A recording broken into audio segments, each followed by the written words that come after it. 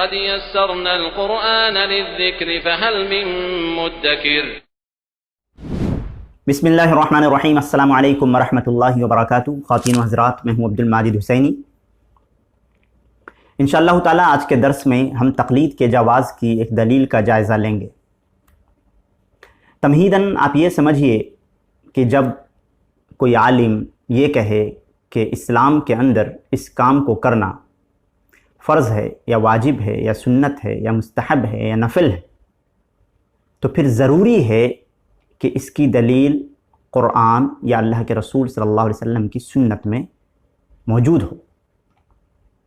اس کو ایک مثال سے سمجھیے کہ وضو کے اندر پورے چہرے کا دھلنا فرض ہے، دونوں ہاتھوں کا کہنیوں سمیت دھلنا فرض ہے، سر کا مسح کرنا فرض ہے، دونوں پیروں کا دھلنا فرض ہے. تو یہ جو فرض کہا جا رہا ہے کہ وضو کے اندر یہ چیزیں فرض ہیں، تو اس کی دلیل قرآن مجید میں موجود ہے. اسی طرح سے جب کہا جاتا ہے کہ وضو کے اندر کلی کرنا، ناک میں پانی ڈالنا وغیرہ وغیرہ، یہ سب چیزیں سنت ہیں، مستحب ہیں، تو اس کی دلیلیں احادیث رسول صلی اللہ علیہ وسلم کے اندر موجود ہیں. سیم اسی طرح سے یہ کہا جاتا ہے کہ تقلید ہر مسلمان پر لازم ہے یا واجب ہے، تو ضروری ہے کہ اس کی دلیل قرآن و سنت میں موجود ہو. لیکن ایسا نہیں ہے، جیسا کہ شاہ ولی اللہ محدث دہلوی رحمۃ اللہ علیہ اپنی کتاب، مشہور کتاب حجت اللہ البالغہ میں فرماتے ہیں کہ تقلید میں جمود آیا ہے 4 صدی کے اندر.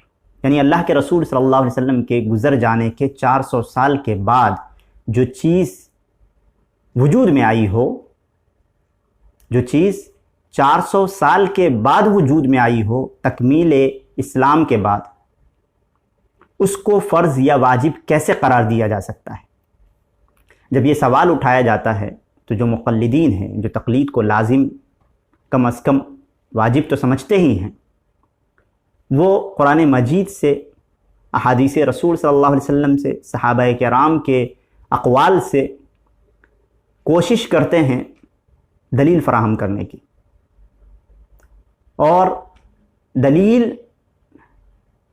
اس کے خلاف ہوتی ہے، لیکن اس کو تاویلاً توڑتے ہیں، مروڑتے ہیں اور اپنے لیے اس کو قابل بناتے ہیں. انشاءاللہ تعالیٰ آج کے اس درس میں ہم اسی طرح کی ایک آیت کا جائزہ لیں گے کہ یہ آیت آیا دلیل کے وجوب کے لیے یا جواز کے لیے کم از کم درست ہے اس سے دلیل لینا یا نہیں. یہ آیت سورہ نساء آیت نمبر 59 ہے، 59 کے اندر اللہ تعالیٰ نے فرمایا ہے یا ایھا الذین آمنوا اطیعوا اللہ واطیعوا الرسول واولی الامر منکم.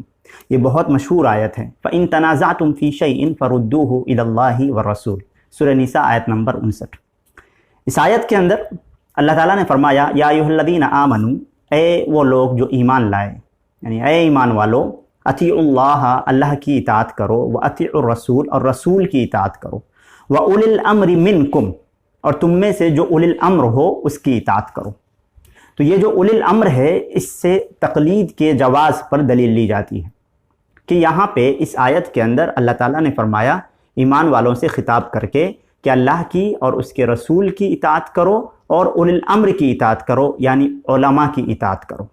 یہاں سے کہتے ہیں کہ اس آیت کے اندر حکم ہے کہ اللہ کی اطاعت کرنا واجب ہے، رسول کی اطاعت کرنا واجب ہے، سیم اسی طرح سے اولی الامر کی اطاعت کرنا واجب ہے. بالکل صحیح. اولی الامر کا معنی کیا ہے؟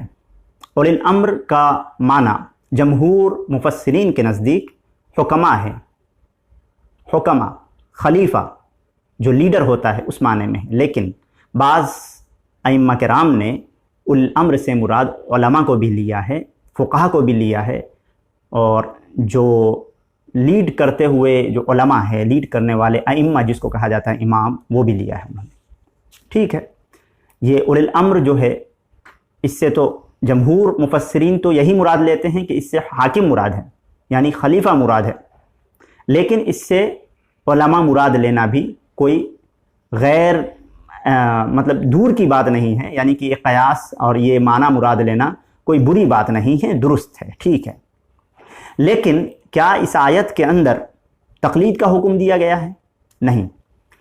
اس آیت کے اس ٹکڑے کے بعد جب اس کی تلاوت کریں گے تو بالکل اس کا اپوزٹ میننگ آتا ہے. جیسے یا ایھا الذین آمنوا اطیعوا اللہ واطیعوا الرسول، اے ایمان والو اللہ کی اور اس کے رسول کی اور رسول کی اطاعت کرو. وَأُولِي الْأَمْرِ مِنْكُمْ اور اولو الامر کی اطاعت کرو. فَإِن تَنَازَعْتُمْ فِي شَيْءٍ فَرُدُّوهُ إِلَى اللَّهِ وَالرَّسُولِ.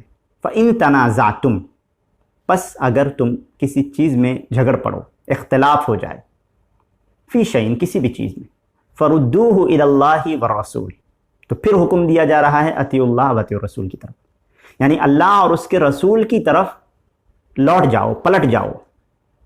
تو اللہ اور اس کے رسول کے اندر تو یہ اختلاف ہوگا نہیں، جھگڑا تو ہوگا نہیں، یہ تو مسلم بات ہے، مسلم چیز ہے کہ یا ایھا الذین آمنوا اطیعوا اللہ واطیعوا الرسول، اے ایمان والو اللہ کی اور اس کے رسول کی اطاعت کرو. وَأُولِي الْأَمْرِ مِنْكُمْ اور تمہارے میں سے جو اولی الامر ہیں یعنی علماء ہیں ان کی اطاعت کرو. فَإِن تَنَازَعْتُمْ پس اگر تم کسی چیز میں جھگڑ پڑو، یعنی تمہارے علماء آپس میں اختلاف کر بیٹھے، تمہارے عمراء آپس میں اختلاف کر بیٹھے، تمہارے ائمہ آپس میں اختلاف کر بیٹھے، فَرُدُّوهُ إِلَى اللَّهِ وَالرَّسُولِ، تو فیصل جو بنایا جائے گا وہ قرآن اور احادیث رسول صلی اللہ علیہ وسلم کو ہی بنایا جائے گا. تو اس آیت کے اندر دلیل تو تقلید کی نہیں ملی بلکہ تقلید کے بالکل خلاف دلیل ملی، یعنی تقلید نہ کرنے کی دلیل ملی کہ آپ یہ کہتے ہیں کہ کسی ایک امام کی تقلید لازم ہے. مثلا مجھے آپ حنفی کہتے ہیں کہ اگر میں حنفی ہوں تو میرے لیے ضروری ہے کہ میں امام ابو حنیفہ رحمۃ اللہ علیہ کی تقلید کروں. اب یہاں پر یہ بات آتی ہے کہ امام ابو حنیفہ رحمۃ اللہ علیہ کی تقلید کرتے ہوئے امام ابو حنیفہ رحمۃ اللہ علیہ اور امام شافعی رحمۃ اللہ علیہ یا امام بخاری رحمۃ اللہ علیہ یا کسی اور امام کے آپس میں کسی مسئلے میں اختلاف کو ہم دیکھتے ہیں، پھر بھی آپ یہ کہتے ہیں کہ ہم امام ابو حنیفہ رحمۃ اللہ علیہ ہی کی تقلید کریں گے کسی بھی معاملے میں ہو، کیونکہ ہم حنفی ہیں، کسی ایک امام کی تقلید واجب قرار دیتے ہیں آپ. جب ہم نے امام ابو حنیفہ رحمۃ اللہ علیہ کی ہی تقلید کرنی ہے اور اختلاف امام شافعی سے امام ابو حنیفہ کی ہے رحمہم اللہ، تو پھر یہاں پر یہ لازم آ جاتا ہے کہ آپ یہ کہہ رہے ہیں کہ دونوں کے اختلاف میں دلیل اگر امام شافعی کی ہی مضبوط ہو پھر بھی ہمیں امام ابو حنیفہ رحمۃ اللہ علیہ کو ماننا ہے. یہ غلط اسٹینڈ ہے جو کہ اس آیت کے خلاف ہے. اس آیت کے خلاف کیوں ہے؟ اللہ تعالیٰ نے حکم دیا ہے فَإِن تَنَازَعْتُمْ فِي شَيْءٍ، پس اگر تم کسی چیز میں لڑ پڑو، اختلاف ہو جائے، آپس میں دونوں کا جو ہے سمجھنے کا، دونوں کا فہم الگ ہو جائے، تو فَرُدُّوهُ إِلَى اللَّهِ وَالرَّسُولِ، تو اللہ اور اس کے رسول کی طرف پلٹنا لازم ہے. اب یہاں پر کسی شے میں، کسی چیز میں اختلاف ہے امام ابو حنیفہ رحمۃ اللہ علیہ اور امام شافعی رحمۃ اللہ علیہ میں، تو یہاں پر یہ دیکھنا لازم ہے اس آیت کے تحت کہ اوفق بالقرآن اوفق بالسنہ کس کا قول ہے، امام ابو حنیفہ کا یا امام شافعی کا. اگر امام شافعی کا ہے تو امام شافعی کی بات کو لیا جائے گا اور امام ابو حنیفہ رحمۃ اللہ علیہ کی بات کو چھوڑ دیا جائے گا اس آیت کے تحت. کیونکہ اللہ کے رسول صلی اللہ علیہ وسلم کا بھی فرمان موجود ہے. اللہ کے رسول صلی اللہ علیہ وسلم نے فرمایا لا طاعت لمخلوق فی معصیت الخالق، یعنی خالق کی نافرمانی کرتے ہوئے مخلوق کی اطاعت نہیں کرنی چاہیے. اور فَإِن تَنَازَعْتُمْ فِي شَيْءٍ فَرُدُّوهُ إِلَى اللَّهِ وَالرَّسُولِ، اس آیت میں صاف حکم دیا جا رہا ہے کہ اولو الامر کے درمیان اگر اختلاف ہو جائے تو اللہ اور اس کے رسول کی طرف پلٹنا لازم ہے. تو امام ابو حنیفہ یا امام مالک یا امام شافعی یا امام احمد بن حنبل یا امام ابن حزم یا امام ابن تیمیہ جو بھی ہیں، اگر آپس میں ان کا اختلاف ہو جاتا ہے تو ہمارے لیے لازم ہے کہ ہم ان کے قول کو مانیں گے جن کا قول اللہ کے کلام اور رسول اللہ صلی اللہ علیہ وسلم کے فرمان کے بالکل مطابق ہوگا، اور جس کا قول فرمان کلام اللہ اور فرمان رسول کے خلاف ہوگا ہم کو اس کو چھوڑنا لازم ہوگا. تو پتہ یہ چلا کہ اس آیت سے دلیل لی جا رہی تھی تقلید کرنے کی، لیکن بظاہر یہ جو ہے دکھنے میں بھی جب آدھا ٹکڑا ہم پڑھتے ہیں تو ایسا ہی لگتا ہے. یا ایھا الذین آمنوا اطیعوا اللہ واطیعوا الرسول واولی الامر منکم، اے ایمان والو اللہ کی اطاعت کرو، رسول کی اطاعت کرو اور اولو الامر کی اطاعت کرو. یہاں پہ حکمران ہیں لیکن علماء نے اس سے عالم بھی امام بھی مراد لیا ہے، تو اماموں کی اطاعت کرو، ٹھیک ہے۔ اب یہاں پر معاملہ ہو گیا ختم، لیکن آگے جب ہم پڑھتے ہیں تو بالکل الگ میننگ ہے۔ فَإِن تَنَازَعْتُمْ، پس اگر اختلاف ہو جائے، تم میں آپس میں اختلاف ہو جائے، تو فی شیء، کسی بھی چیز میں، فَرُدُّوهُ إِلَى اللَّهِ وَالرَّسُولِ، تو اللہ اور اس کے رسول کی طرف بات کو پلٹا دو۔ تو اللہ اور اس کے رسول کی طرف پلٹنا ہم پر لازم ہے۔ پتہ یہ چلا تقلید جائز نہیں ہے اس آیت کے تحت۔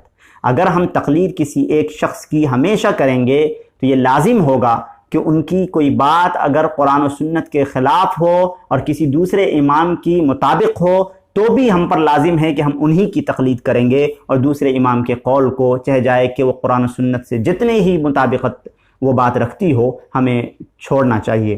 تقلید کے اندر یہ چیز ہے، لیکن اللہ کے اس کلام کی اللہ کے کلام میں یہ بات ہے کہ تم پر لازم ہے کہ تم اللہ اور اس کے رسول کی طرف لوٹو۔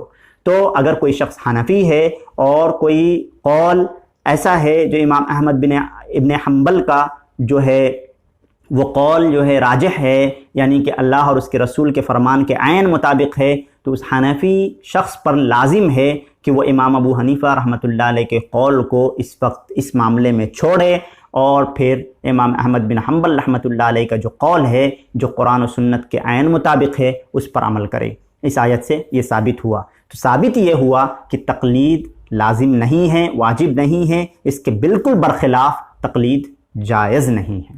مجھے امید ہے کہ آپ حضرات کے سامنے اس آیت میں کیا اللہ کا فرمان ہے اور کیا صحیح اس کی تفسیر ہے وہ آپ کے سامنے آ چکی ہیں۔ انشاءاللہ تعالی ہم اسی طرح سے پے در پہ تقلید کے تعلق سے جو دلیلیں دی جاتی ہیں اس کا جائزہ آپ کے سامنے پیش کریں گے انشاءاللہ تعالی۔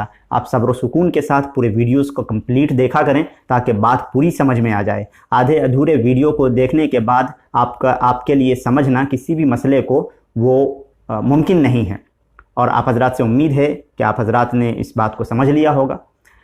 اگر کسی بھی طرح کا پھر بھی سوال باقی رہتا ہو تو کامنٹ باکس آپ کے لیے حاضر ہے، کامنٹ کریں، انشاءاللہ تعالی میں جواب دینے کی کوشش کروں گا۔ اور ویڈیو کو لائک کریں، چینل کو سبسکرائب کریں، اور اپنے دوست و احبابوں تک اس ویڈیو کو شیئر بھی کریں۔ السلام علیکم ورحمۃ اللہ وبرکاتہ۔